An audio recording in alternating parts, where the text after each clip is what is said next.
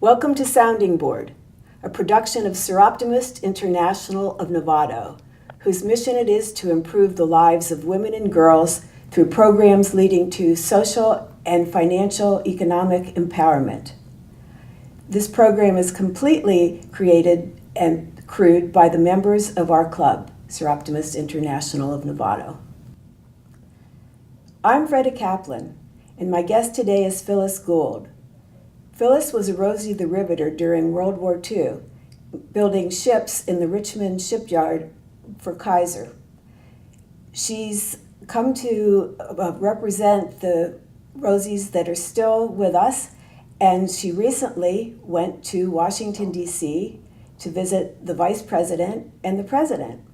For 9 years, she tried to get an appointment to see the President, thinking that the Rosies were important people who really helped us win World War II, and nobody ever answered.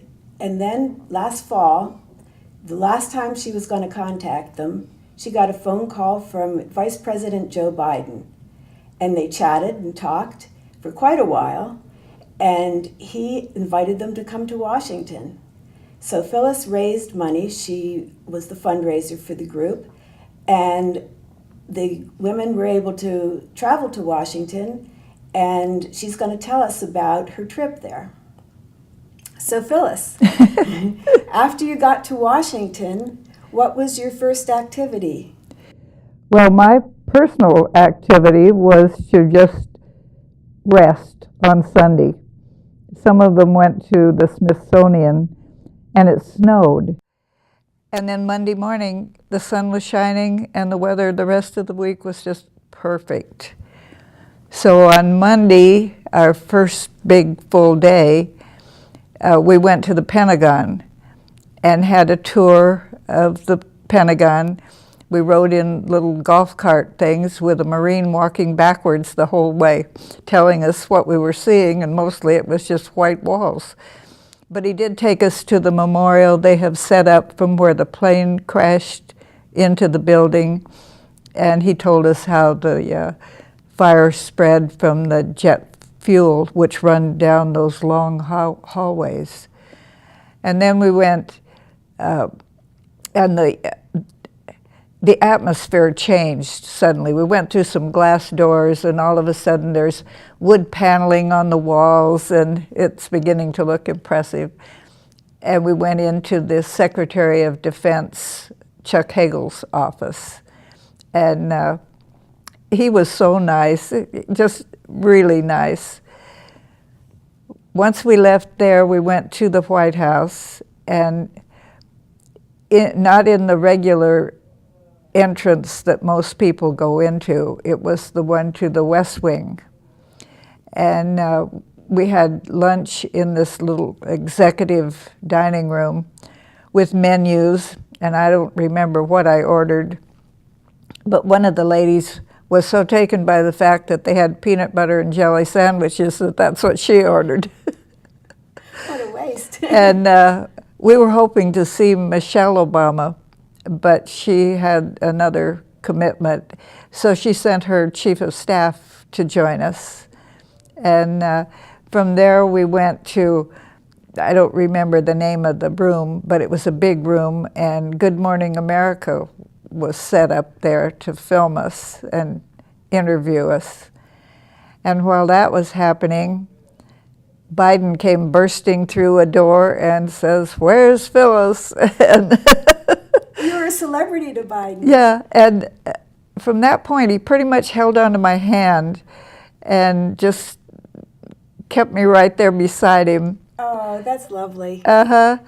And then we sat at this table that was in the center of the room, and he said something about someone wanting to meet us, and Obama walked in, and he gave everybody a hug and his little kissy thing on the cheek, and talked about his grandmother being a Rosie.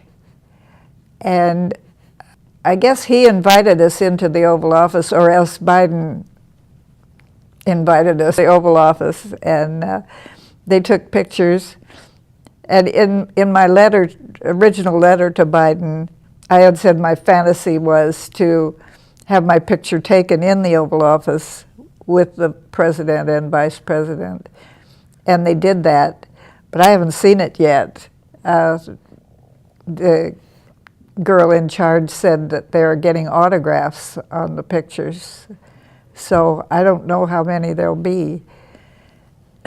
But from there we went on a tour of the White House, and one of the rooms that I was so excited to see, when Jacqueline Kennedy was first in the White House, she got wallpaper from an old home somewhere and had it put in this room, and it depicts early scenes from our country, and I got to see that, and that was really exciting to me.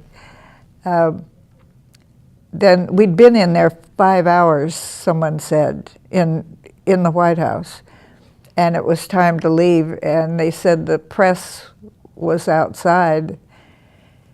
And at that point, anything, you know, I said, okay, and walked out, and it was that curving driveway-like place with the bank of microphones set up, and all the press, I don't know how many there were, a lot. And I just thought, oh my gosh. And I just stood there, and somebody said, say something. And I said, I don't know how to deal with this. And then one of the reporters somewhere asked me a question, and then it was okay. But there was even one of those reporters on a ladder, and another one to the side. They had this long pole with a microphone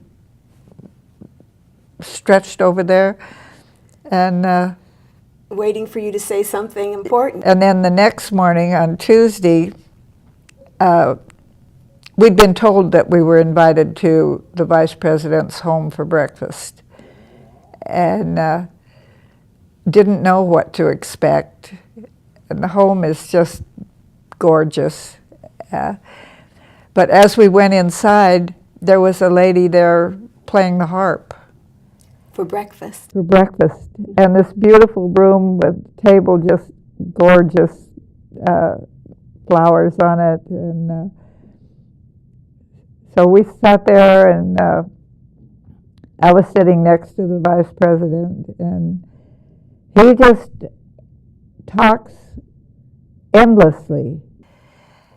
And then it was getting time for him to go to work, and one of his aides put a note in his lap, and he glanced at it, and he says, well, looks like good news in Syria, and went on talking. And then Biden stood up and said that he had to leave.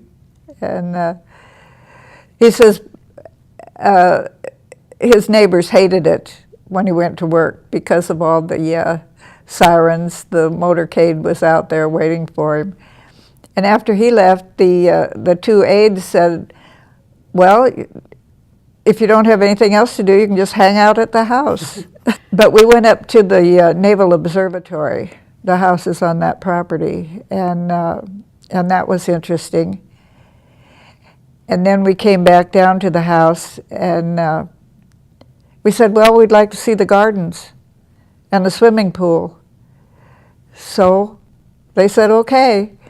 And they even, we had 2 vans, and even let the van drivers come with us, and the pool was covered over, but we went into the pool house, and there were signs on the wall, you know, posters, Biden's Beach, and just family things. Let me ask you a question. A little before you mentioned breakfast, do you recall what you ate for breakfast there? It had scrambled eggs and a very lean bacon. It was almost like jerky. And some kind of a fruit compote out of maybe a crepe or something like that. But it was just beautiful, and glasses of orange juice with a stem, and Nice. beautiful flowers on the table. Lovely. One thing that I didn't expect, we were able to take pictures all through the White House and his home. The only place we couldn't was in the Oval Office. So I have seen very few of them, but I understand there's a box that has several hundred in it that people are going through and putting their names on that they want a copy of those pictures. So Yeah. hasn't reached me yet.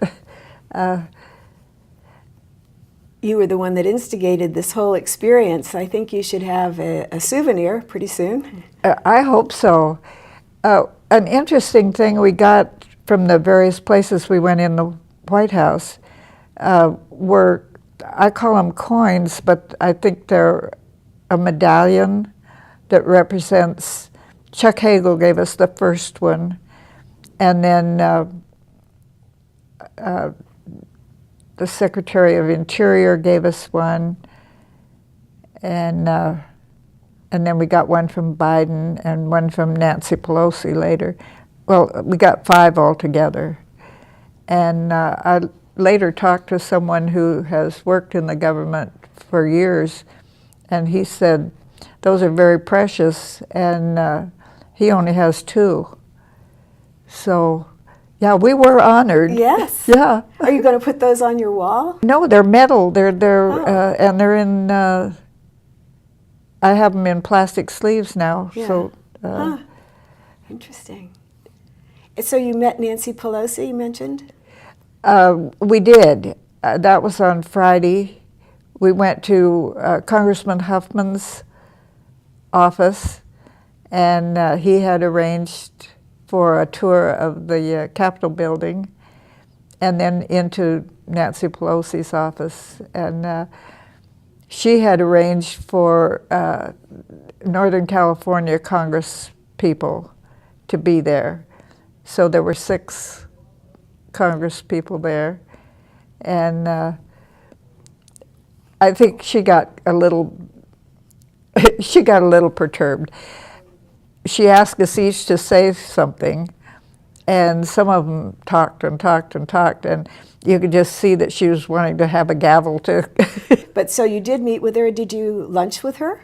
No, we didn't. Congress was in session, so she had to leave early, and then she came back. She had to go vote, I think, and then she came back. Yeah, it was a busy time, and I had picked the date we were to go after looking at their calendar. I wanted to make sure that the Congress would be in session, because I thought it'd be great if we could go into the gallery and then have somebody recognize us from the floor. And they said, well, that wouldn't work because we might have to sit there for hours. And so this was better to have the meeting. And now I'm trying to get a national Rosie the Riveter Day. So I have suggested that to Congressman Huffman, and their office is working on it. Wow. You've done a lot of things for the Rosies. Yeah. That's wonderful. Well, the trip was so important to me because we're all getting old. In 10 years we won't be here. And people just didn't know about us. I think a lot of them thought we were all gone. And I was disturbed to learn that they don't teach World War II in schools. I got a call from someone and suggested I call this 7th grade girl from Fairfield. In her history class, they had a project about living history, and she chose Rosie the Riveter. And her teacher said that's not acceptable because they're not real. And she says, I know they are. I saw them on TV. And so she did her project on that anyway, and he gave her a failing grade. And I talked to both her parents, and I thought, you know, we just have to get the word out there that we're here, we were important. What we did, we didn't know we were doing things for the future, but we were. We opened the doors for women, and at the time I worked, it was equal pay. And so I thought it was really an important thing to go, and I think we made a little bit of a stir. That was one of your reasons for going to Washington. It was the main reason. Yeah, good. Yeah, the main reason. And you worked alongside men. You did the same work in the shipyard, and you received equal pay, which was, I guess, unusual for that time and for this time even. Well, I think that Kaiser was ahead of his time, but he was also union. And so I had to join the Boilermakers Union to work there. And that meant they had to accept me, which they didn't want to. But that opened the door for women to belong to the Boilermakers Union. I'm not sure about other unions. Yeah, I thought it was a really important thing, and I worked really hard to make the trip happen and to get the word out. And there's more of a buzz now than there was before we went. Good, good. Yeah. And there's a place in Richmond that's very interesting, that's a historic collection of the Kaiser workers, the shipyard. What's that? We have a national park, and the visitor center has been open 2 years. But just recently, we have our own exhibits now. Before, it was all borrowed exhibits from other places. So now it's really a fabulous place. And people just come back a second and third time because they say they can't see it all. That's wonderful. And that's in Point Richmond, actually, I think. Is that correct, where it's located? It's in, if you're on the freeway, you take Harbor Way off and go to the end of Harbor Way, and it's behind the big building that used to be the Ford assembly plant. What did they make there? They made Jeeps, and I think they made tanks too. And then yours, you made ships. You were a shipyard worker. Yeah. And there are lots of good exhibits in that place, and I guess there's a monument outside to you folks, you Rosie the Riveters. Over in, it's not right adjacent to that, but it's in a big park, and it's the length of the ships we built. And at the back end of it, where the propeller would have been, it was designed to have a propeller in the water at the edge. But it turned out all those things were sold off for scrap metal.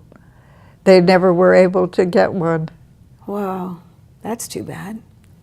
And aren't you raising money for a new exhibit for the Rosies? Did you say you wanted another monument?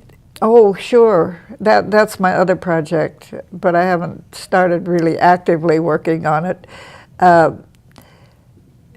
On the mall at the World War II Memorial, there are 2 quotes from, I think, President Roosevelt about women. That's all. And that's just not acceptable. We should have a statue there, and a smaller one at the visitor center. Yeah. While the men were soldiers, the women were doing the support work at home, building the ships and planes and all that.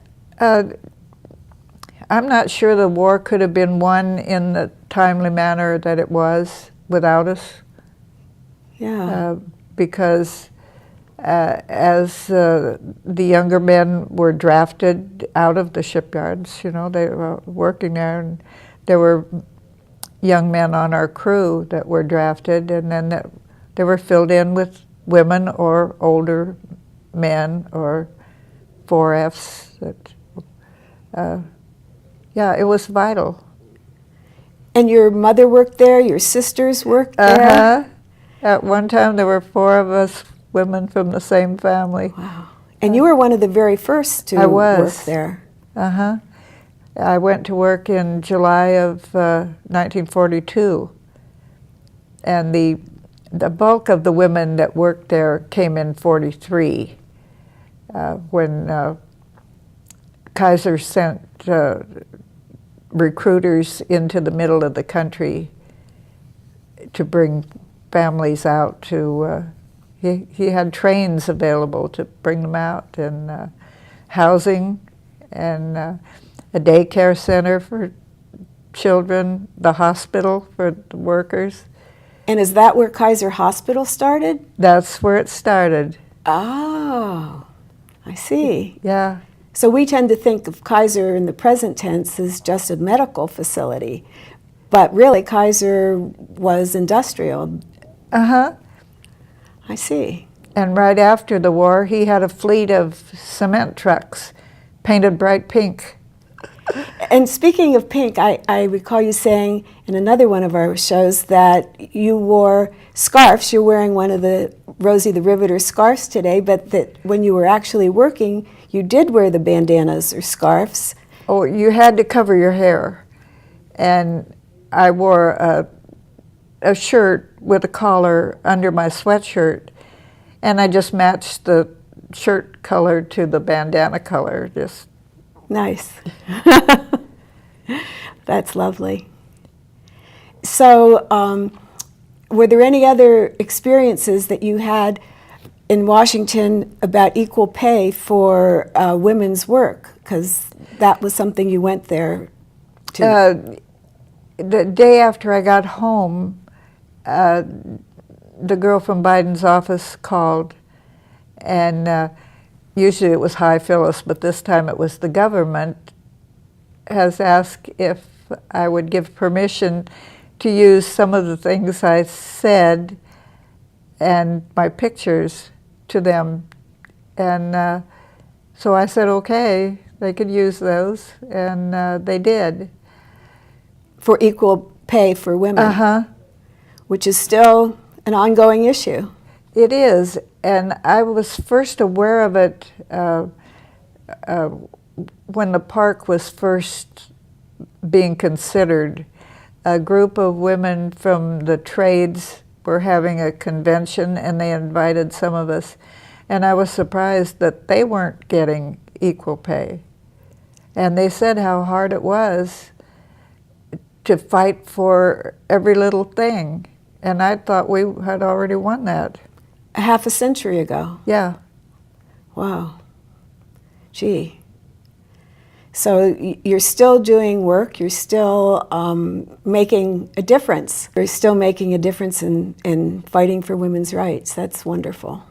Well, I think I'm kind of in high gear now because I realize the time's running out.